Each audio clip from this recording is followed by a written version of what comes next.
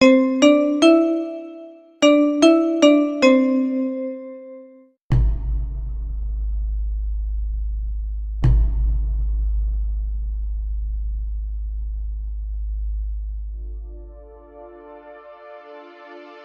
শুনছেন বইটি স্টোরিজ কথার ডাকঘর। আজ কথার ডাকঘরে ভয়ের গল্পের আসর। আজ আপনি শুনবেন গজেন্দ্র কুমার মিত্রের এক রাত্রির অতিথি। গল্পটি শুনে ভালো লেগে থাকলে অবশ্যই আমাদের চ্যানেলটি সাবস্ক্রাইব করে বেল আইকনটি প্রেস করে রাখবেন এবং কমেন্টসে আপনার মূল্যবান মতামত অবশ্যই জানাবেন। শুরু হচ্ছে এক রাত্রির অতিথি।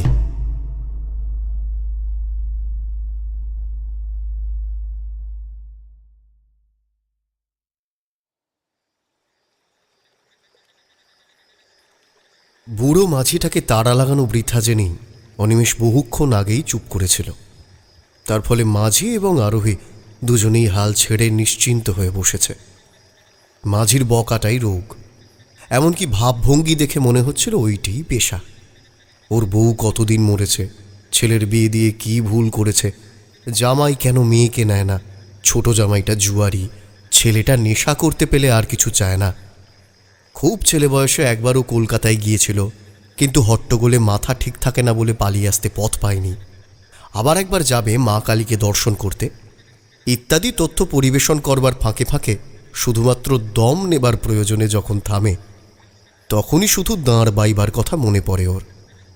সুতরাং শহরে যাবার বাস যে পাবে না তা অনিমেষ আগেই ভেবেছিল, কিন্তু এমন অবস্থায় যে পড়বে তা কল্পনা করেনি। বাস তো নেই, আশেপাশে কোথাও মানব বসতির চিহ্নও চোখে পড়ে না। নৌকো এসে যেখানে ভেড়ে সেখানে বাঁশের মাচা মতো একটা আছে, জাহাজ ঘাটা হলে অনায়াসে জেটি বলা যেত।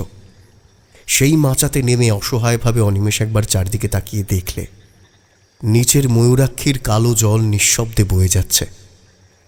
তার স্রোতের গতি থাকলেও তবু একটা প্রাণ স্পন্দন বোঝা যেত। এত মন্থর তার স্রোত, এত নিস্তরঙ্গ, মনে হচ্ছে সমস্ত জলটা যেন জমাট বেঁধে স্তব্ধ হয়ে গেছে।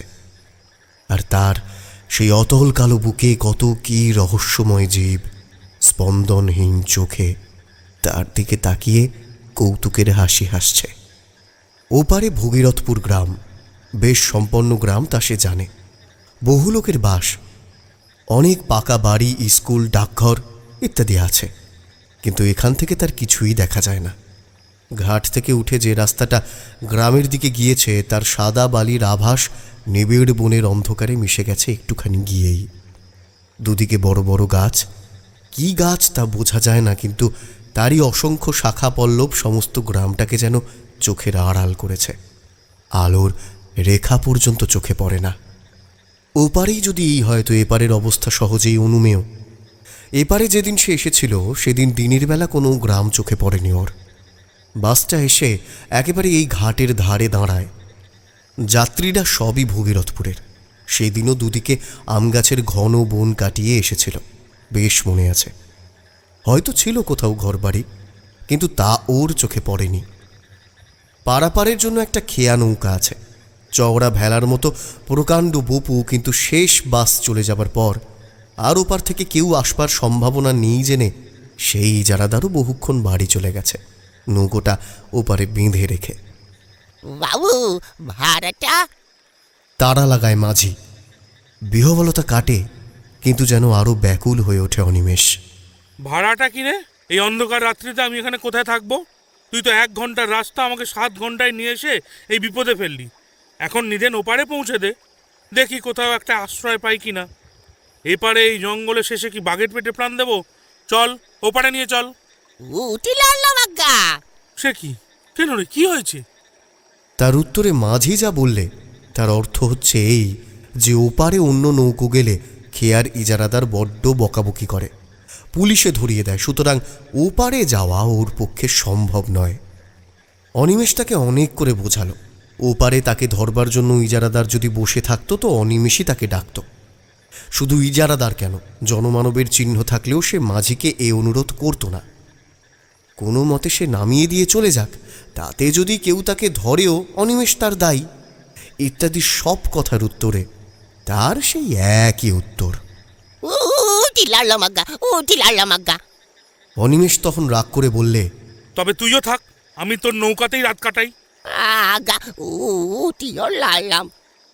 শুধু তাই নয়, দাঁড়ের একটা ধাক্কা দিয়ে নৌকোটা খানিক দূরে সরিয়ে নিয়ে গেল। টাকাটা ছুঁড়ে দেন কেন, বাড়ি চলে যাই।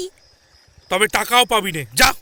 রাগ করে বলে অনিমেষ, কিন্তু যখন দেখে বুড়োটা সত্যি সত্যিই একটা নিঃশ্বাস ফেলে ঘরমুখো হচ্ছে, তখন সে একখানা 1 টাকার নোট দলা পাকিয়ে ছুঁড়েই দেয়। মনে মনে বলে, যা বেটা যা, পথে ডুবে মরিস তো ঠিক হয়। ব্যাস, এরপর সব পরিষ্কার।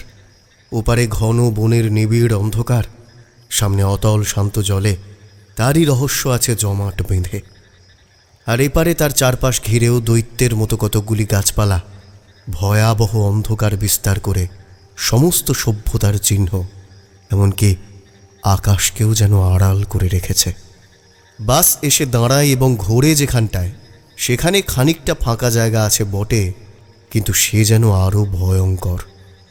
সুটকেসটা মাথার উপরে পেতে সেখানেই জেঁকে বসল অনিমেষ। বাঘ ভাল্লুক যদি সত্যিই আসে তো জলে ঝাঁপিয়ে পড়তে পারবে, এখানেই তবু খানিকটা নিরাপদ। খড়খড় ঝটপট শব্দ করে কে একটা পাখি উড়ে বসল মাথার উপরে। ভয় পেয়ে চমকে উঠল অনিমেষ। কাছেই কোথায় শুকনো পাতার উপর দিয়ে কি একটা সরীসৃপ চলে গেল বোধহয়। সামান্য শব্দ, তবু বেশ স্পষ্ট। জলের মধ্যে হঠাৎ একটা মাছ ডেকবাজি খায়, ওইটুকু আওয়াজ, কিন্তু অনিমেষের মনে হলো যেন বন্দুকের শব্দ হলো কোথায়। বিশ্রী লাগছে। নক্ষত্রের আলোতে যত দূর দৃষ্টি চলে, বহুক্ষণ ধরে হাত ঘড়িটা দেখলে রাত 9টা। কলকাতায় সবে সন্ধ্যা, কিন্তু এখানে মনে হচ্ছে নিশুতি রাত। এখনও দীর্ঘ সময় তাকে অপেক্ষা করতে হবে।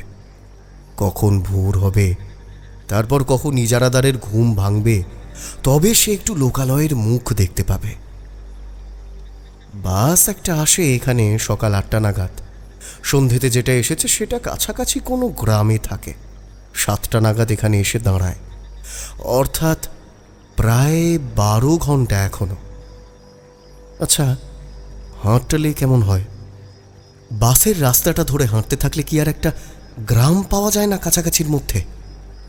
কিন্তু যদি তাকে আশ্রয় দিতে কেউ না চায়, ডাকাত বলে মনে করে, তাছাড়া দুদিকে যে ঘন বন, যদি বাঘ আসে।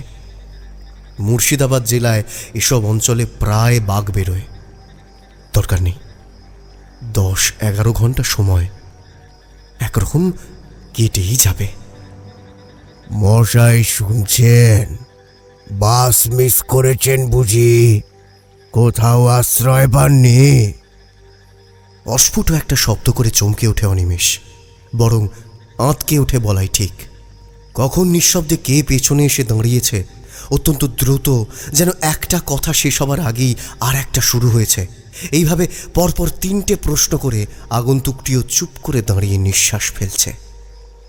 অবশেষে মরিয়া হয়েই অনিমেষ ফিরে তাকায়। রোগা কালো গোছের একটা মানুষ, খুব বেঁটে নয়, তাই বলে ঢ্যাঙাও বলা চলে না। উস্কো খুস্কো এক মাথা চুল আর ঘন দাড়ি, কিন্তু আবক্ষ বিস্তৃত নয়, মধ্যে মধ্যে কামানো বা ছাঁটা নয়, এমনি দাড়ি খোঁচা খোঁচা। একখানা খাটো আধময়লা কাপড় পরনে, কোঁচার খুঁট গায়ে জড়ানো। মোটা ভুরুর আড়ালে কোটরগত চক্ষুর তীক্ষ্ণ দৃষ্টি নিঃশব্দে শুধুমাত্র চাহনির দ্বারাই যেন অনিমেষের সমস্ত ইতিহাস পূর্বাপর আয়ত্ত করার চেষ্টা করছিল। বলছিলুম আপনি বোধহয় কোথাও আশ্রয় পাচ্ছেন না, না? তাহলে বরং চলুন না হয় আমার কুটিরেই, কোনো মতে রাতটা কাটিয়ে দেবেন। চলুন। হায় রে, আগুলফ লম্বিত কুন্তলা বনমালা সুবিধা কপাল কুণ্ডলারা বোধহয় শুধু উপন্যাসেই দেখা দেয়। যাজ্ঞে, নবকুমারের অদৃষ্ট তার নয় তা তো বোঝাই যাচ্ছে। তাই বলে কি ওর চেয়ে ভদ্র চেহারার কেউ জুটতে নেই? এই লোকটাকে দেখেই পাগল মনে হয়। শেষ পর্যন্ত এর আশ্রয় গিয়ে কি আরো বিপদে পড়বে? কি বলেন, যাবেন নাকি? আপনি এখানে মানে? আমার এখানে একটাই ঘর আছে, এই যে। লোকটা আঙুল তুলে দেখায়। সত্যিই তো, এই তো। বলতে গেলে তার সামনেই পাড়ের ওপর একখানা খড়ের ঘর। অঞ্চলে যেমন হয় তেমনই। আশ্চর্য, এতক্ষণ তার চোখে কি হয়েছিল? লোকটা বোধহয় তার মনের ভাব বুঝেই হেসে ফেলে। ঘরে আলো ছিল নাকি না, তাই অন্ধকারে টের পাননি। আমিও বাড়ি ছিলাম না, নদীর ধার দিয়ে একটু বেড়াতে গেছিলাম। অন্ধকারে একা একা বেড়াতে আমার বেশ ভালো লাগে। এ- এ- আম, এখানে বাঘের ভয় নেই? আছে বই কি, তবে আমারও তো ভয় নেই। মরবার ভয় করি না, করেই বা লাভ কি বলুন? মুহূর্তে তো একদিন হবে। না, লোকটাকে ঠিক পাগল বলে তো মনে হয় না। চলুন চলুন, ঘরে বসেই কথাবার্তা হবে এখন। চলুন চলুন। চলুন। সুটকেসটা তুলে নেয় অনিমেষ। একখানা নয়, দুখানা পাশাপাশি ছোট ঘর, সামনে এক ফালি দাওয়া। ভেতর দিকে আরও কি আছে তা ওর নজরে পড়ল না। বেশ ঝকঝকে করে নিকানো পরিচ্ছন্ন দাওয়া। লোকটা আগে আগে ওকে পথ দেখিয়ে নিয়ে গেল। দাঁড়ান, আপনি এখানে দাঁড়ান, আমি আলোটা জ্বালি। ওকে দাওয়াতেই দাঁড় করিয়ে রেখে দৌড় খুলে ভেতরে ঢুকল লোকটা। তালাচাবির বালাই নেই, দৌড় শুধু ভেজানোই ছিল। ঠেলা দিতেই নিঃশব্দে খুলে গেল। ভেতরে ঢুকে আশ্চর্য রকম ক্ষিপ্রতার সঙ্গে একটা আলো জেলে লোকটি বললে, আসুন আসুন, ভেতরে আসুন, ভেতরে আসুন। ঘরে আসবাবপত্র ছিল না। একটি তক্তপোষের উপর একটা মাদুর বিছানো, শয্যা বলতে এই, একটা বালিশ পর্যন্ত নেই। একপাশে একটা দড়িতে টাঙানো খান্দুই কাপড়, তার মধ্যে একটা লাল। মেঝেতে জলের মেটে কলসি, একটা ঘুঁটি এবং পিতলের পিলসুজে একটা মাটির প্রদীপ। এছাড়া আর কোথাও কিছু নেই। বসুন বসুন, ওই চৌকির উপরেই বসুন। কথাটা বলে খানিকটা নিঃশব্দে দাঁড়িয়ে নিজের দুই হাত ঘষে কেমন একটা বিচিত্র রকমের হাসি হাসল লোকটা। হ্যাঁ, ভালো বিছানা আমার নেই, ওই সুটকেসটা মাথায় দিয়েই শুতে হবে। আর খাবারও তো কিছু দিতে পারবো না, আমার ঘরে কিছুই নেই। আপনি মদ খান কি? যেন একটা আকস্মিক উগ্রতা দেখা যায় ওর প্রশ্ন করবার ভঙ্গিতে। না না, রক্ষে করুন, কিছু ব্যস্ত হবেন না আমার জন্য। আশ্রয় পেয়েছি, এই ঢের। ওই আশ্রয়টুকুই যা, বাঘ ভাল্লুকের হাত থেকে বাঁচলেন অন্তত। যা আশ্রয় ভালোই, ঘরখানা মন্দ নয়, কি বলেন? বলতে বলতে হেসে ওঠে লোকটা। সাদা ঝকঝকে দাঁত কালো দাড়ির ফাঁকে চকচক করে। অনিমেষের যেন ভালো লাগে না ওর ভাবভঙ্গি। আবারও সেই সন্দেহটা মনে জাগে, পাগলের পাল্লায় এসে পড়ল নাকি। আচ্ছা, আপনি এখানে কি করেন? আপাতত কিছুই না। আচ্ছা বসুন, আমি আসি। মুখ হাত ধোবেন নাকি? ধুতে পারলে ভালোই হতো, কিন্তু অনিমেষের তখন আর নড়তে ইচ্ছে করছে না। না, দরকার নেই। লোকটা বেরিয়ে গেল। অনিমেষ স্তব্ধ হয়েই বসে রইল। ভালো বোধ হচ্ছে না ওর, কেমন একটা অস্বস্তি হচ্ছে। কি করে লোকটা এখানে? এমন একাই বা থাকে কেন?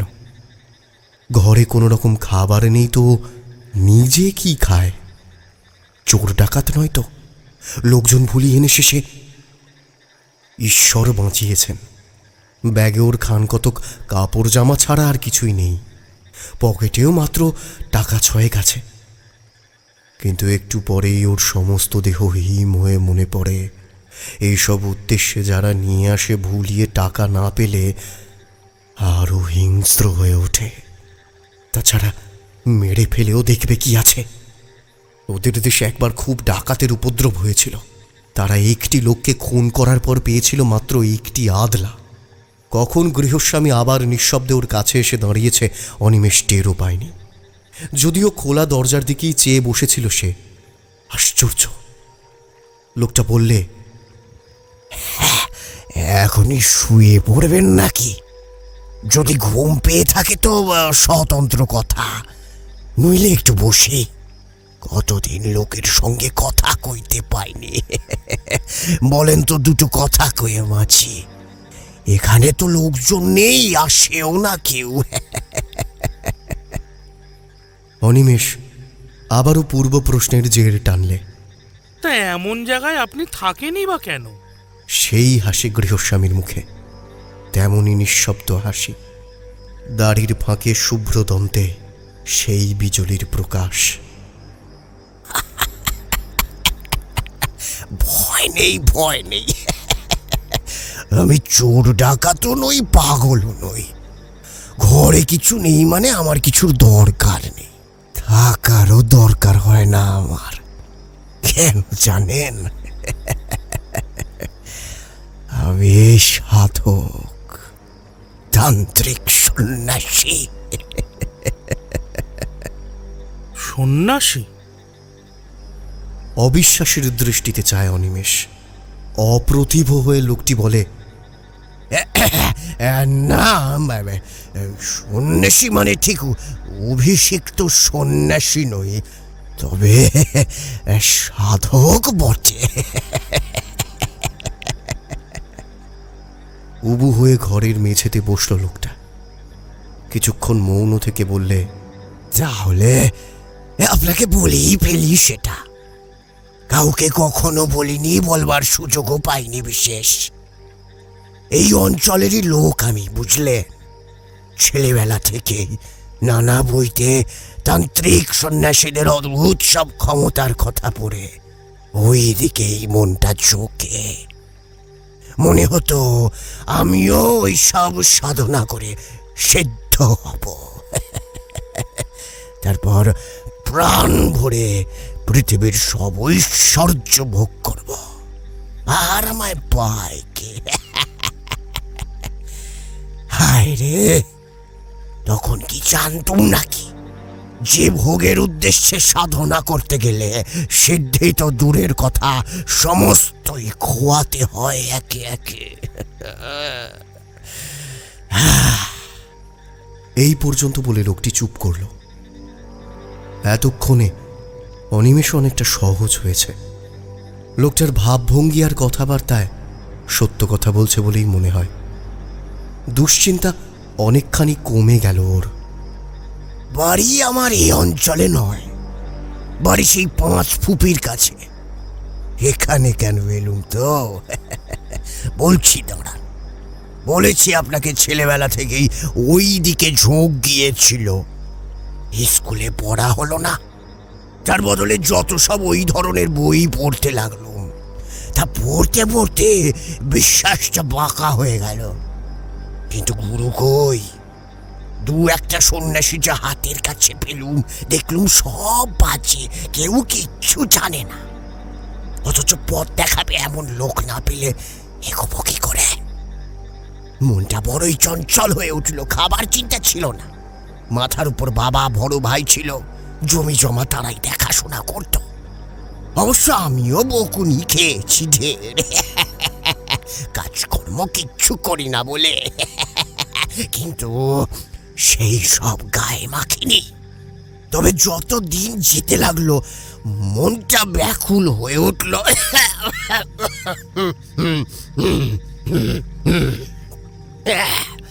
শেষমেশ আমার 23-24 বছর বয়সের সময়ে বাড়ি থেকে সামান্য কিছু টাকা নিয়ে বেরিয়ে পড়ল। বেশ বুঝেছিলাম ঘরে বসে আর কিছু হবে না। এ তীর্থ ও তীর্থ করে অনেক দেশেই ঘুরলুম। ভালো চাকরি বা বিয়ে করার সুযোগও অনেক পেয়েছিল। সংসার মশাই, সংসার মায়ার ফাঁদ রেখে দেয় সারা জগতে। যাই হোক, সেদিকে মন ছিল না বলে কেউ বাঁধতেও পারলে না। এমনি ভাবে দিন কাটে, ক্রমশ হতাশ হয়ে উঠেছি। তখন একদিন বাড়ি ফেরার পথে, বলতে গেলে বাড়ির কাছে এসে হঠাৎ একজনকে পেয়ে গেল। বক্রেশ্বরের এই শ্মশানে একজন সাধু থাকেন শুনেছি। উলঙ্গ থাকেন শ্মশানে শুয়ে। কেউ খেতে দিলে খান, নইলে অমনি থাকেন। কাঁচা মাংস, পাতা লতা, এমনকি বিষ্ঠা খেতেও তার নাকি আপত্তি নেই বোধ হয়। এমন নিষ্প্রিয় তিনি, বুঝলেন। খোঁজ করে গেলুম সেখানে। প্রথমে তো দেখাই পাওয়া যায় না। 3 দিন ধর্না ধরে পড়েছিলাম, 3 দিন। আর 3 দিন পরে থাকার পর তার দর্শন পেলুম। বিপুল দেহ, তীক্ষ্ণ দৃষ্টি, পাগলের মতো ভাবভঙ্গি। কিন্তু কিন্তু পাগল নন মশাই, পাগল নন। একদিন আমার চোখের সামনে শিয়ালের দেহ ধরে বনের মধ্যে গিয়ে সেঁধলেন। কেউ আর খুঁজেই পেল না। বুঝলুম, এতদিন ধরে যাকে খুঁজেছিলুম, এতদিন পরে তাকে পেয়েছি, পেয়েছি তাকে। অনিমেষের মনেও ততক্ষণে গল্প জমে উঠেছে। লোকটি থামতেই সে বললে, হ্যাঁ, তারপর? তারপর আর কি, লোক তো পেলুম, তাকে ধরি কি করে? কিছুতেই ধরা যায় না। কিছু বলতে গেলে শ্মশানের পোড়া কাঠ তুলে তেড়ে আসে। একদিন খুব কান্নাকাটি করলাম, সব শুনলে মন দিয়ে। কিন্তু তারপর যা বকুনিটা দিলে, বললে ভালো চাস তো, সব মতলব ছাড়। সাধনা করবি তুই ওই 1.5 টাকা কাঁপা দিয়ে? তোর কাজ নয়, তোর কাজ নয়, বুঝলি, মরবি একেবারে। তাছাড়া ভোগ করবার জন্য এসব কাজ যে করতে আসে, তার একুল ওকুল দুকুলি যায়। রামকৃষ্ণ পরমহংসের গল্প পড়িসনি? মাকে বলেছিল, মা অষ্টসিদ্ধি দে, হৃদে বলছে চাইতে। মা বললেন, কাল সকালে এর উত্তর পাবি। পরের দিন সকালে দোর খুলতেই নজরে পড়ল একটি মেয়ে ছেলে ওই দিকে ফিরে শৌচ করতে বসেছে। পরমহংস অপ্রস্তুত হয়ে ফিরে এসে ভাগ্নেকে এই মারে তো সেই মারে। বুঝলি, এমন তুচ্ছ শুধু নয়, ছোট জিনিসও সব। ঘরের ছেলে ঘরে ফিরে যা, বিয়ে থাকর, ভগবানকে ডাক, নয়তো কুলগুরুর কাছে দীক্ষা নিস, যা। সে আমি তাকে অনেক কাকুতি মিনতি করলাম, বাবার আর দয়া হলো না। আমি কিন্তু মশাই হাল ছাড়লুম না, ওইখানেই পড়ে রইল। বলতে গেলে না খেয়ে না দে আর গোপনে ওর দিকে নজর রাখলুম, যদি আসলে প্রক্রিয়ার কিছু হদিশ পাই, বুঝলেন না। এতদিন কি আর বৃথাই এই লাইনে ঘুরেছি? আসল মানুষ না পাই, ওদের ভেতরের কথা কিছু কিছু জেনেছি। তারপর হলো কি মশাই, আরো 2-1 সাধক ভৈরবী ওখানে এলো বাবার সঙ্গে দেখা করতে। গোপনেই এলো, কিন্তু আমি তো ওইখানেই পড়ে থাকি। আমাকে এভাবে কি করে লোকাবে? ওদের না পরপর কদিন চক্র বসলো, তাও দেখলুম। মনে হলো আর কি সব শিখে গেছি, সব শিখে গেছি। ওখান থেকে রওনা হয়ে আর বাড়ি ফিরলুম না। নির্জন স্থান, অথচ শ্মশান, লোকালয় কাছে। খুঁজতে খুঁজতে এখানে এসে পড়লুম। পথে নলহাটিতে একজন তান্ত্রিকের কাছে দীক্ষাও নিয়ে এলুম। কিন্তু মশাই, এলুম তো এখানে, কিন্তু সাধনা আর হয় না। প্রথম দিন থেকে বিঘ্ন। উপকরণ জোটে তো দিন পাই না, দিন পাই তো উপকরণ নেই।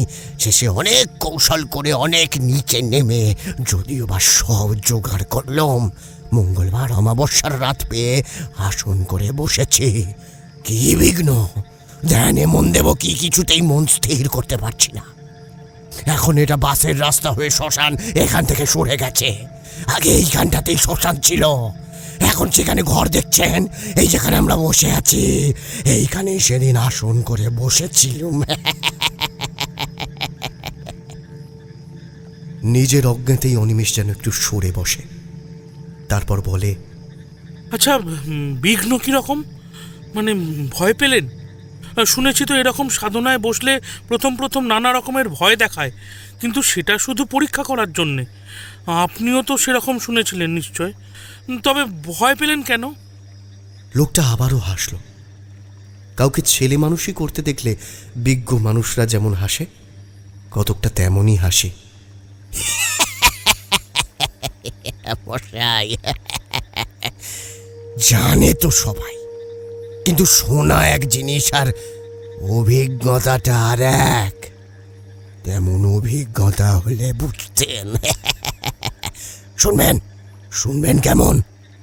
মরার বুকের ওপর বসেছি আসন করে, মরার কলিতে করে মদ খাচ্ছি, মনে ভয় ডর কিছুই নেই, এই বিশ্বাস আমার ছিল। কিন্তু সেই লোকেরই বুকের মধ্যে হিম হয়ে গেল সেই সব শুনে। না না, তেমন ভয়ানক কিছু নয়। প্রথমে শুরু হলো ফিস ফিস কথার শব্দ, খিলখিল হাসি, চাপা চাপা হাসি। ক্রমে সেটাই বাড়তে লাগলো। মনে হলো 10 জন, 100 জন, হাজার হাজার। আপনার চারপাশে যদি লক্ষ লোকের ফিস ফিস কথার শব্দ হতে থাকে তখন কেমন মনে হয়? আর তার সঙ্গে একটা চাপা এক ধরনের হাসি। হ্যাঁ, যদিও কাজে মন দিতে পারলুম না, এটাও ঠিক। তারপর মশাই স্পষ্ট দেখতে লাগলুম শ্মশানের মাটি পুড়ে যেন মোড়াগুলো উঠে আসছে। কত কাল থেকে মরেছে সব, কত হাজার বছর ধরে।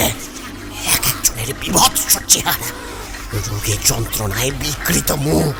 কেউ বা খুন হয়েছিল, কেউ বা ঠ্যাঙাড়ের হাতে প্রাণ দিয়েছে, কেউ বা গলায় দড়ির মোড়া। ঠিক সেই অবস্থায় উঠছে, তেমনি কন্দ কাটা বা হাড়গোড় ভাঙা অবস্থায়। সকলেরই মুখে রাগ, চোখের দৃষ্টিতে আগুন। তারা সবাই আঙুল তুলে শাসাতে লাগলো, পাপিষ্ঠ তুই এখানে কেন? শ্মশান অপবিত্র করতে এসেছ, চলে যা, দূর হয়ে যা। জানিস না আমরা এখানে পাহারা দিচ্ছি, মনে পাপ নিয়ে তুই এসেছিস শ্মশান জাগাতে, চলে যা। তার মধ্যে একজনের আবার শুধু কঙ্কাল, বোধ হয় তাকে খুঁতে রেখেছিল কোথাও মেরে, তারপর তাকে তুলে পোড়াতে হয়েছে। সেই আমার সবচেয়ে কাছাকাছি এলো, মুখে সেই একই শব্দ, দূরা দূরা।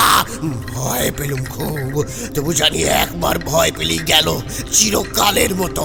প্রাণপণ চেঁচিয়ে উঠলাম, যাবো না, উঠবো না আমি, ব্যাস। আর যায় কোথায়?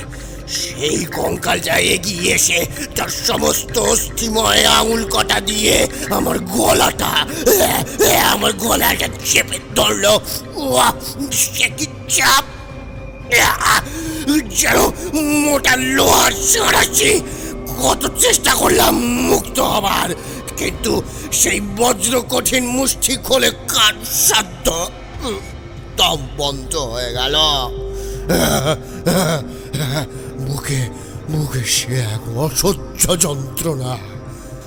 মনে হলো দেহের প্রতিটা শিরা পেটে যাচ্ছে। আকুলি বেকুলি করতে লাগলাম এক ফোঁটা হাওয়ার জন্য। সে হাওয়া চারিদিকেই রয়েছে, তবু এক বিন্দু বুকের মধ্যে নিতে পারলুম না মশাই, বরং আরো চেপে বসতে লাগলো সরাসির মতো। আঙুলগুলো তারপর রুদ্ধ নিঃশ্বাসে প্রশ্ন করে অনিমেষ।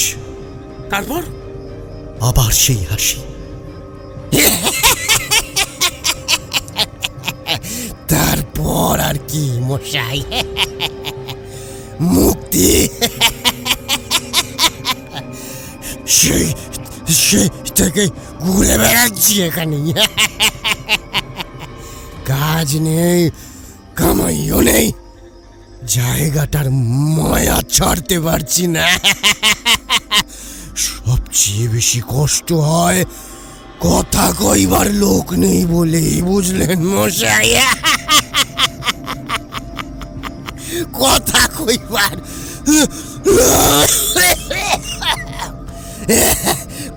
কইবার লোক নেই, কথা কইবার লোক।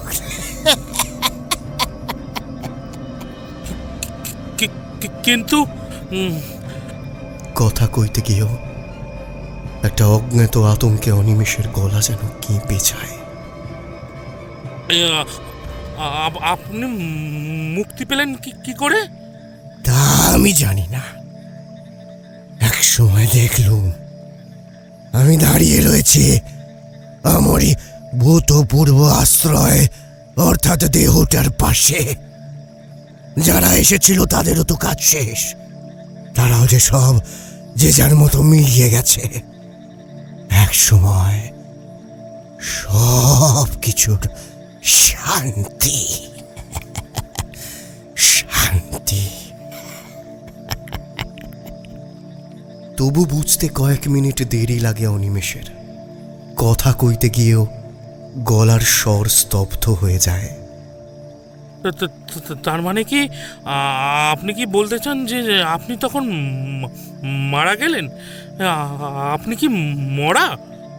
প্রশ্নের শেষ অংশটা আকস্মিক আর্তনাদের মতো মনে হয়, কিন্তু সে প্রশ্ন করছে কাকে? কেউ তো নেই। সে ঘরে একা বসে আছে। বাকি জিনিসগুলো ঠিক আছে, পিদিমটা তেমনই জ্বলছে। শুধু উবু হয়ে বসে যে লোকটা কথা বলছিল সে নেই। নেই। কোথা দিয়ে গেল লোকটা? কখন উঠে গেল? তার চোখের সামনে দিয়ে উঠে গেল। বারবারই ব্যাকুল প্রশ্ন ওর মনে জেগে উঠতে লাগলো, কিন্তু উত্তর দেবে কে? খানিক পরে আসল প্রশ্নটা আবার প্রবল হয়ে উঠল। তাহলে কি লোকটা যা বলে গেল তাই সত্যি? ও লোকটা মানুষ নয়, অশরীরী, বিদেহী আত্মা। খাবার কিছু লাগে না ওর বলেছিল বটে, মরবারও ভয় নেই। গায়ে কাঁটা দিয়ে ওঠে অনিমেষের। কিন্তু সে শিক্ষিত ছেলে, বিজ্ঞান পড়া ছেলে। এসব মিথ্যা কল্পনা, আত্মসম্মোহন বলেই সে জানে। সে বিশ্বাস করতো না এ কথা যে এই ২০ শতাব্দীর মধ্যভাগে বসে সে ভূত দেখছে। আচ্ছা, ছায়া পড়েছিল কি ওর? মনে করবার চেষ্টা করে অনিমেষ। সত্যই কি? না না, লোকটা তার সঙ্গে তামাশা করছিল। আগে যা ভেবেছিল তাই, ডাকাত বা ঠ্যাঙাড়ে জাতীয়। ভয় দেখিয়ে গেল, এবার কাজ হাসিল করা সোজা হবে ভেবে মনকে প্রবোধ দেয় সে। এইটাই হওয়া সম্ভব। ভূত হলে আলোয় থাকবে কি করে? বদমাইশ। আসলে আরও বেশি ভয় দেখাবার জন্য ম্যাজিকওয়ালাদের মতো চোখের নিমিষে সরে গেছে। আচ্ছা, দৌড়টা বন্ধ করে দেবে নাকি? দেওয়াই উচিত। পালাবে, কিন্তু কোথায় যাবে অন্ধকারে? আরও তো ওদের কবলে গিয়েই পড়তে হবে। সে দেখতে পাবে না ওদের, ওরা দেখবে। তার চেয়ে দৌড় বন্ধ করে বসে থাকা মন্দ নয়। যা হবার হবে। আলো তো থাকবে, এখানে লোকগুলোকে চোখে দেখা যাবে। অনিমেষ অতি কষ্টে উঠে দাঁড়ায়। হাতে পায়ে যেন জোর নেই। কোনো মতে উঠে গিয়ে সন্তর্পণে দরজাটা বন্ধ করে দেয়। ভাগ্যিস ভিতরে খিল আছে, বেশ মজবুত খিল। দেখে শুনে ভালো করে বন্ধ করে দিলে যাক, নিশ্চিন্ত। কিন্তু কিন্তু এ কি? হঠাৎ আলোটা নিভে গেল যে! মুহূর্তের মধ্যে কোনো রকম নোটিশ না দিয়েই ঘরটা, তার চারপাশ নিশ্ছিদ্র অন্ধকারে ভরে গেল। তেল ছিল না, কিন্তু তাহলে তো একটু একটু করে ম্লান হয়ে আসবে। তবে তবে কি? ভয়ে ওর গাটা হিম হয়ে গেল। তবে কি ঘরের মধ্যে কেউ ছিল? এখন ফুঁ দিয়ে নিভিয়ে দিলে সেই লোকটাই কি? হয়তো তক্তপোষের নিচে ঢুকে গিয়েছিল, তখন সেইখানেই লুকিয়েছিল। তাই সে ওর চলে যাওয়াটা লক্ষ্য করেনি। নিশ্চয়ই তাই। কি সর্বনাশ! এই যে হিতে বিপরীত হলো। ওদের হাত থেকে বাঁচতে গিয়ে একেবারে ওদের মুঠোর মধ্যেই এসে পড়ল সে। পকেটে দেশলাই পর্যন্ত নেই। ব্যাগটাই বা কোথায়? চৌকিটা যে ঠিক কোন দিকে তার মনে পড়ছে না। উফ, কি বদমাইশ লোকটা! ক্রুদ্ধস্বরে, হয়তো বা একটু ভীত কণ্ঠেই অনিমেষ বলে উঠল, কে কে ওখানে? আলো জ্বালা বলছি শিগগিরই, নইলে ভালো হবে না। দেখিয়ে দেবো মজা। কে? জানলে না? নিস্তব্ধ চারদিক। কোথাও একটা জনপ্রাণী আছে বলে মনে পড়ে না। রহস্যময় সুগম্ভীর নিস্তব্ধতা। ঘরে কি জানালা ছিল? তাও তো মনে পড়ছে না। চাই জানলা খুলে দিলে অন্তত একটু নক্ষত্রের আলো আসে। অনেকক্ষণ চুপ করে দাঁড়িয়ে থেকেও জানলা কোন দিকে মনে পড়ল না। আচ্ছা, একটু এগিয়ে গেলেই তো দেওয়াল। হাত এড়িয়ে দেখতে দোষ কি? পরক্ষণেই মনে পড়ল, আরে আচ্ছা, বোকা তো সে। দরজা খুলে বেরিয়ে পড়লেই তো হয়। ঘরের অন্ধকারের চেয়ে বাইরের অন্ধকার ভালো। নক্ষত্রের আলো আছে। ব্যাগটা থাকে, ভ্রান্ত বাঁচুক। যেদিকে দৌড় দিয়েছে এই মাত্র সেই দিকেই হাত বাড়ালো। কই কই সে দরজা? ও তো দরজা সবে বন্ধ করে এপাশ ফিরেছে আর আলো নিভেছে। তবে কি ভুল করেছে ও? দিক ভুল, এদিকে দরজা ছিল না। আন্দাজে আন্দাজে এগিয়ে যায় সে।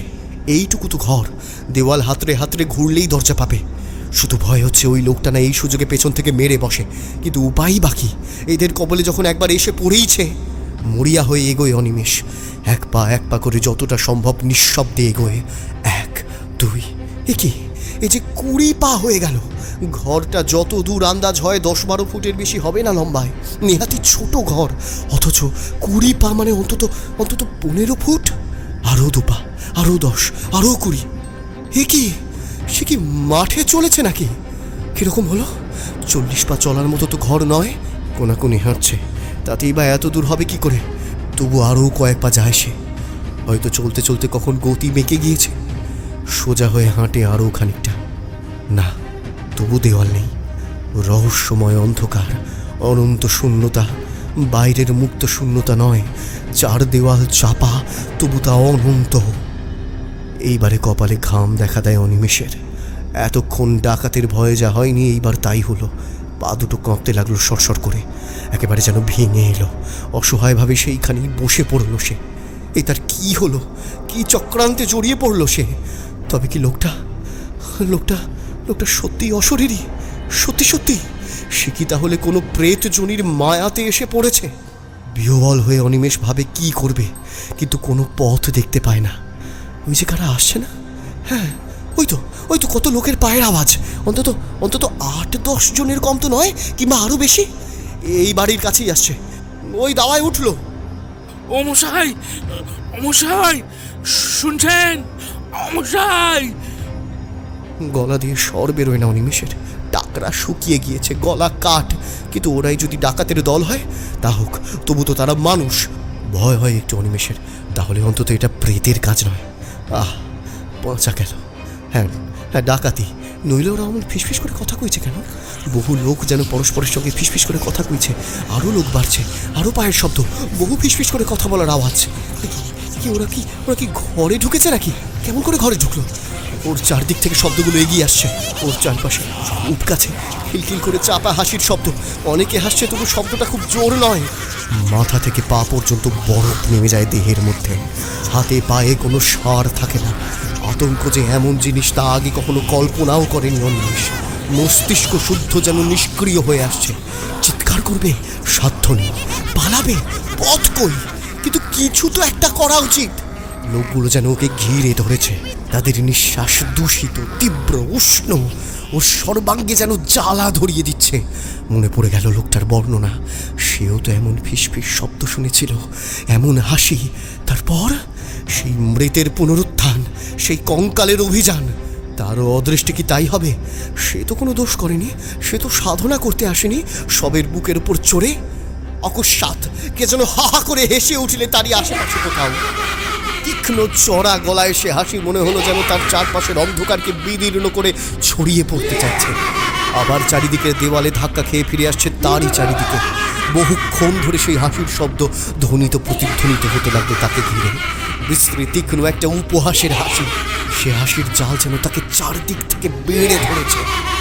আর নিস্তার নেই। প্রাণপণ চেষ্টায় চিৎকার করে উঠল একবার অনিমেষ। সত্যি তো, ভগবানের কথা তার তো মনে ছিল না। তাকে তো সে একবারও ডাকেনি। হে ভগবান, হে হরি বাঁচাও, হে রামচন্দ্র বাঁচাও, বাঁচাও হরি বাঁচাও, হে রামচন্দ্র, হে রামচন্দ্র, হে রামচন্দ্র বাঁচাও, বাঁচাও, বাঁচাও, বাঁচাও। আর কিছু মনে এলো না তার। গায়ত্রী মন্ত্র মনে আছে কি? হ্যাঁ আছে। পৈতেটা কোথায়?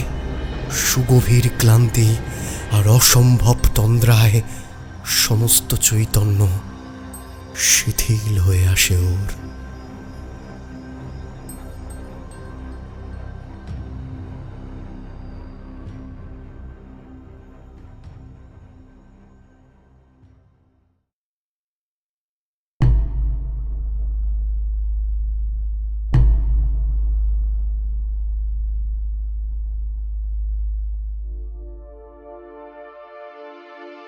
আজকের মতো এখানেই বন্ধ হচ্ছে কথার ডাকঘর।